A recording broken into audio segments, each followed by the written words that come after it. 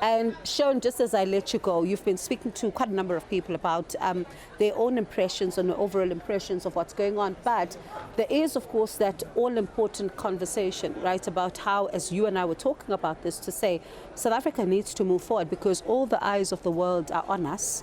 And everybody says, yes, the declaration may not be binding, but how do you begin to as South Africa, push the entire continent towards this particular common goal is going to yet be another hurdle. And I was asking the Minister of International Relations earlier on about this, and he said, yeah, I do understand and I agree it's a mammoth task, but it's one we're prepared to undertake. Consensus is different to achieve, and consensus is difficult to maintain. There are 54 African states. They have different interests. There's North Africa, Central Africa, West Africa.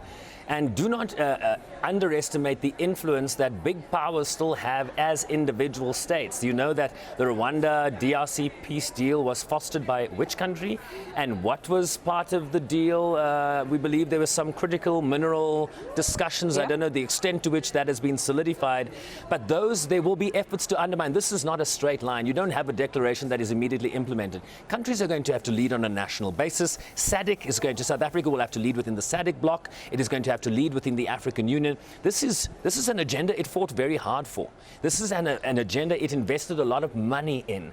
This is an agenda that now needs to bear returns, right? What are the returns on this investment? So South Africa will have to continue to lead, will have to continue to convince and bring African states in, because this is Africa's agenda. When you talk about critical minerals and the difference it can make in terms of economic prosperity on the continent, in terms of this AI revolution that we are coming. You know, we talked to Dr. David Masondo, the Deputy Finance Minister, earlier today, and he talked about how we need to broaden inclusivity, bring people up so that they can engage at the level of AI, the level of technology. Poor people are not interested in that kind of stuff. They want to eat first. So if you deal with food insecurity, if you address climate justice, if you deal with the food systems and poverty and the list is long. Then you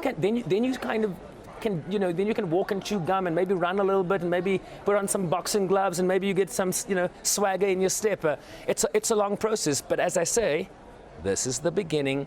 We have now shot the start gun. Let's go. I'm getting the eye, right, from Kuma, so I'm going to let you go for now. Well, tell Kuma I've got two eyes.